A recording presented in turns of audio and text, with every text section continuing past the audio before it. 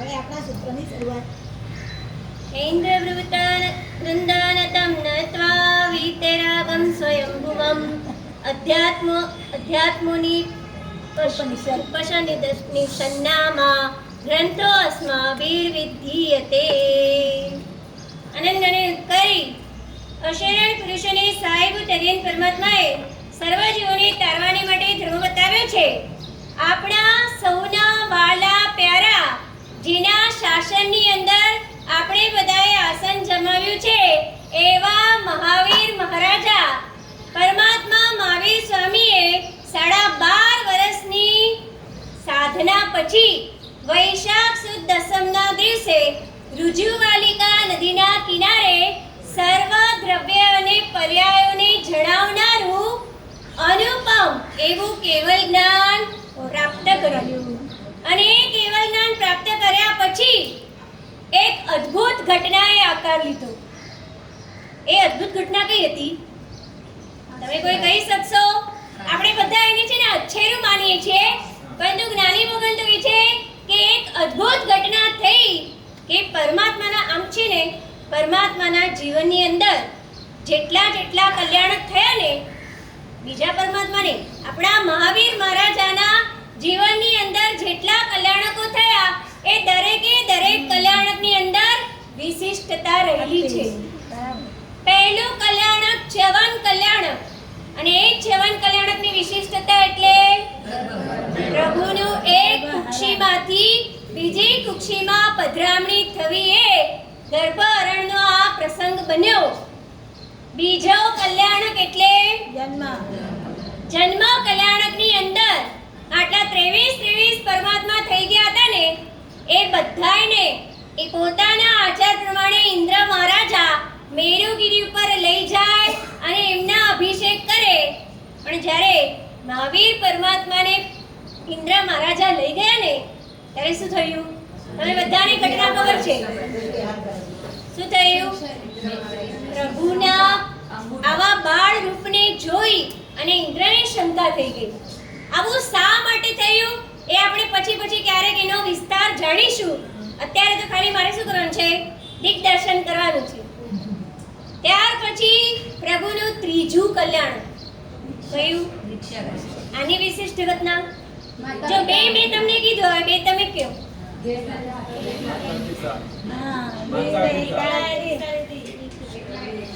આટલા પરમાત્મા છે ને પરમાત્માની સાથે આટલા જણાએ આટલા રાજાએ દીક્ષા લીધી. ઇવન ઋષભદેવ પરમાત્માની સાથે 4000 દીક્ષા લીધી.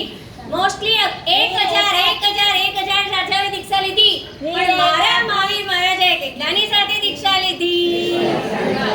કેટલાએ દીક્ષા લીધી? 4000 દીક્ષા દોરે જૈનપતિ પાસને મલ્લી 63 સાકી બીજા સહસે વ્રતિ શતસત સાથે સંયમ ધરતા વાસુ પૂજ્ય જગદણી અનુપમ લીલા જ્ઞાન રસીલા દેજો મુજને. અને હવે આપણે આવ્યા કેવળ જ્ઞાન કલ્યાણક ઉપર. ત્યાં પણ એક અદ્ભુત ઘટના બની. કઈ અદ્ભુત ઘટના બની? પ્રભુના કેવળ જ્ઞાનને જાણીને ઇન્દ્રો આવ્યા, દેવો આવ્યા, રચના પણ થઈ ગઈ. પ્રભુ દેશના જો કેવળ જ્ઞાન થાય ને એટલે પરમાત્માના તીર્થંકર નામ કર્મનો ઉદય શરૂ થાય. એટલે પ્રભુએ દેશના દાન કરવાનું ફિક્સ. હવે પહેલી દેશનાની અંદર શું કોઈ ન હતું? બધા જ હાજર હતા. પરશુદાપુરી હાજર હતી, પરંતુ પરમાત્મા પોતે પણ જાણતા હતા કે મારી આ દેશનામાં કાંઈ નિપજવાનું નથી.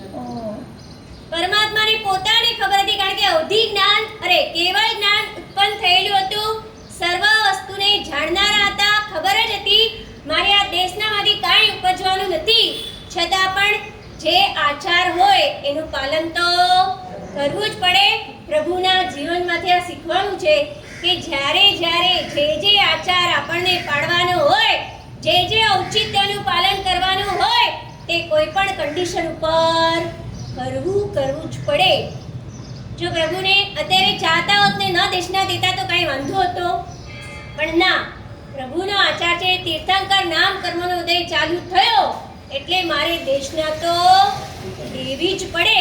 પ્રભુએ થોડી વાર માટે પણ દેશનાનું દાન કરી અને તરત ત્યાંથી વિહાર કર્યો. શા માટે વિહાર કર્યો?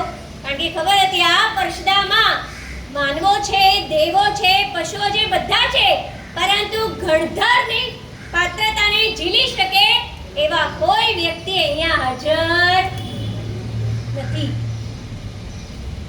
અને એટલા જ માટે પ્રભુ ત્યાંથી વિહાર કરી અને પહોંચ્યા અપાપાપુરીની અંદર. અને એ અપાપાપુરીની અંદર શું થયું? કેવલના તો થઈ ગયું આગલા દિવસે.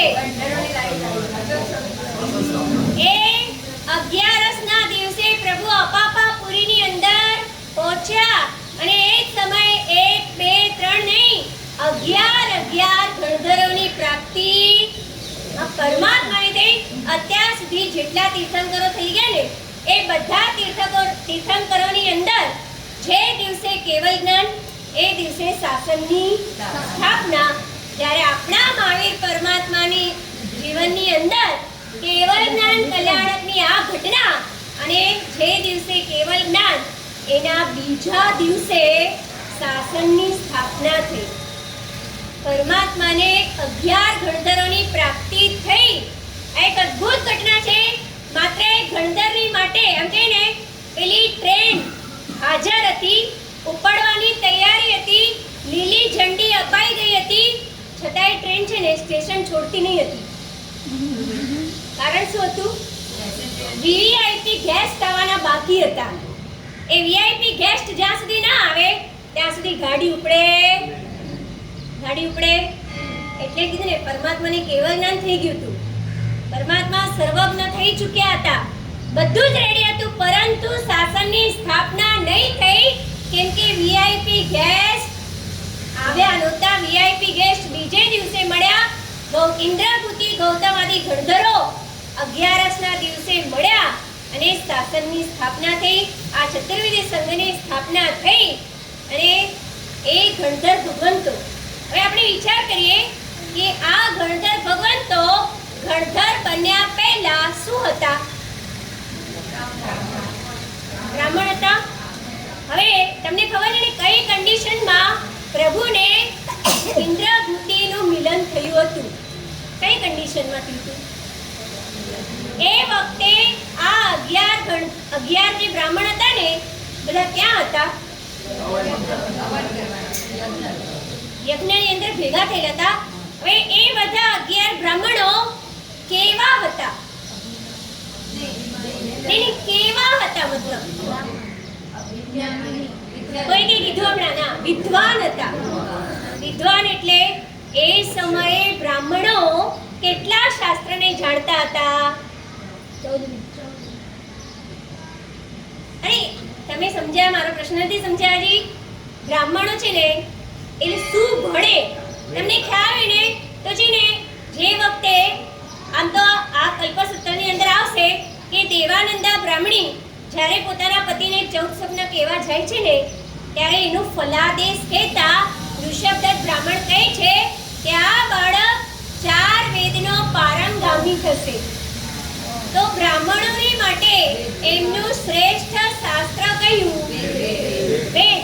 4 વેદના પ્રકાંડ વિદ્વાન હતા અને પારગામી એટલા બધા હતા, એટલા હોશિયાર હતા. એ એટલા બધા હોશિયાર બ્રાહ્મણો અને એ જ્યારે ગણધર બન્યા ને એ ગણધર બનવા પહેલા પરમાત્માની દેશના આમ તો ઝીલી છે.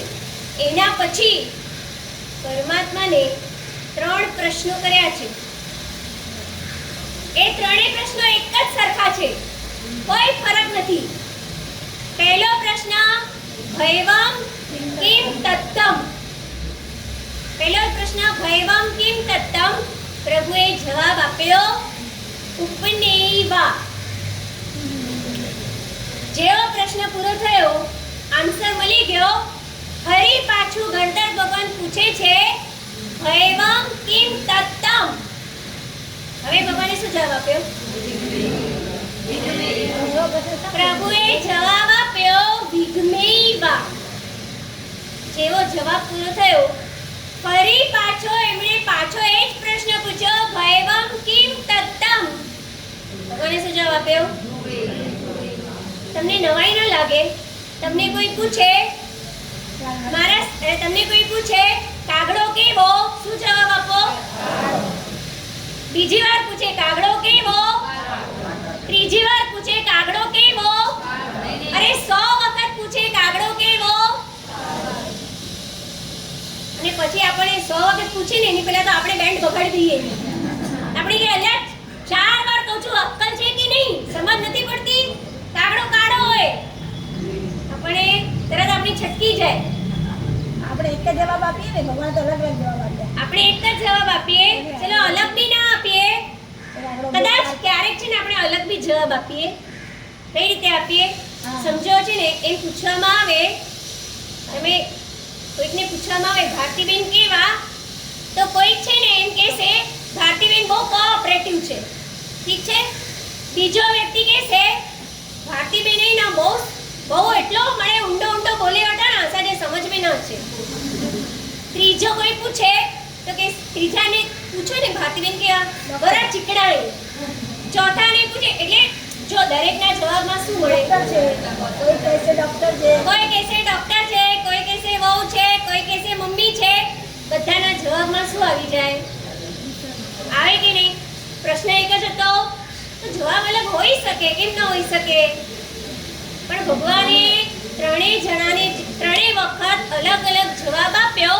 હવે મારો પ્રશ્ન એ છે કે બ્રાહ્મણો છે ને વેદના પારંગામી હતા. આ બધા શબ્દો એમને શું મળ્યા નહીં હોય? ઉત્પન્ન થાય છે, સ્થિર રહે છે અને નાશ થાય છે. આવા શબ્દો એમના વેદમાં એમણે ક્યારેય નથી ભણેલા કે નથી? બોલો, મારો પ્રશ્ન આ છે, તમે સમજ્યા કે ન સમજ્યા? આ દિમાગમાં સમજ પડી? બત્તી થાય છે કે નથી થતી?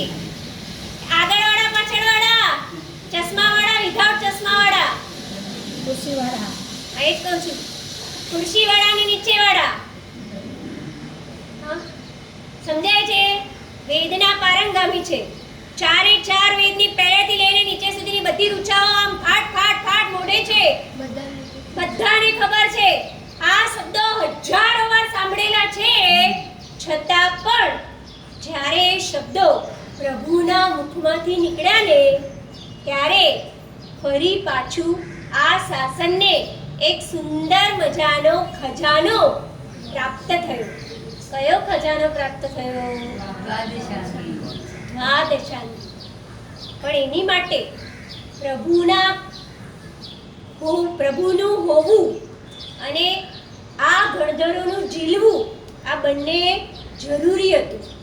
જો અગર આ શબ્દો પ્રભુ મુખેથી ન બોલાયા હોત અને જો સામે ગણધરની ભૂમિકાને યોગ્ય એ પાત્ર ન હોત ને, તો જે આ અદ્ભુત ખજાનો આપણને મળ્યો એ પોસિબલ થાત નહીં. હા, એટલે પ્રભુનો ઉપદેશ અને એની સાથે સાથે ગણધરોની આ યોગ્યતા બંને એકી સાથે વિસ્ફોટકારક પરિણમન થયું અને એના કારણે આ ગણધરોની અંદર એવી પરિકર્મિત બુદ્ધિએ આકાર લીધો કે જેના કારણે માત્ર અંતર્મુહૂર્તની અંદર આવી દ્વાદશાંગીનું સર્જન થઈ ગયું. આમ કહેવાય ને કે દ્વાદશાંગી એટલે જીન શાસન અને જીન શાસન એટલે દ્વાદશાંગી. માત્ર 3 સિદ્ધાંતો ઉપર ઊભી છે આ દ્વાદશાંગી. એ 3 સિદ્ધાંત જેના પર આખું જગત આપણું ઊભું છે, આખું વિશ્વ ઊભું છે. એ 3 સિદ્ધાંત કયા છે? હમણાં તો બોલી ગઈ. હા, પાછળવાળા બોલો. ઉપનયમાં સંભળાતું નથી? ઉપનયવા, વિઘ્નયવા અને ધુવૈવા ઉત્પન્ન થાય છે, નાશ થાય છે અને સ્થિર રહે છે. બસ આ 3 શબ્દ ઉપર આ આખું વિશ્વ ઊભું રહેલું છે. અગર આ 3 શબ્દો આપણને ન મળ્યા હોત તો પેલા હરિભદ્ર સુરી મહારાજે પણ કીને હા અણહા કહમ હુંતો ન હુંતો જે જીણા ગમો. હવે એમ કહેવાનું મન થાય કે જો આ 3 પદ ન હોત ને તો આપણી આ દ્વાદશાંગીનું સર્જન કેવી રીતે થાત. આ જીન શાસનના પાયાની અંદર આ ત્રિપદી રહેલી છે. આ પ્રભુ એમણે શું આપણા ઉપર અસીમ ઉપકાર કર્યો છે કે આપણને આવી સુંદર મજાની ત્રિપદી આપી. એના દ્વારા ગણધરો આવું સુંદર મજાનું સર્જન કરી શક્યા. પ્રભુના ચૈત્ય વંદનની અંદર છે ને આપણે બધા જ બોલતા હોઈએ નમોધુનમ. એનું બીજું નામ શું છે? શક્રસ્તવ. આપણે બધા બોલીએ છીએ ને, જેની અંદર સરસ મજાના એક એક પરમાત્માના વિશેષણો છે. એ દરેકે દરેક વિશેષણોને છે ને આપણે તો કેટલી વાર લગાડી છે બોલતા. પ્રભુના 33 વિશેષણો છે ને, કેટલા વિશેષણ છે?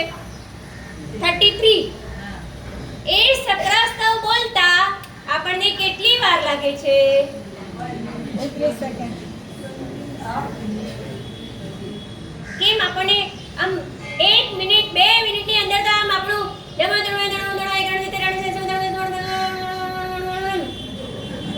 આવું આપણું નમોધુનમ એને કેવું કહેવાય તમને ખબર છે? અને કેવું કહેવાય? તમે નદીમાંથી પસાર થયા ને તો એ ભીંજાયા નહીં. આવું બને ક્યારેક? નદીમાંથી પાસ થયા પછી પણ આપણે ભીંજાયા ન હોઈએ, આવું ક્યારે બને? આવું ક્યારે બને? વિશાલભાઈ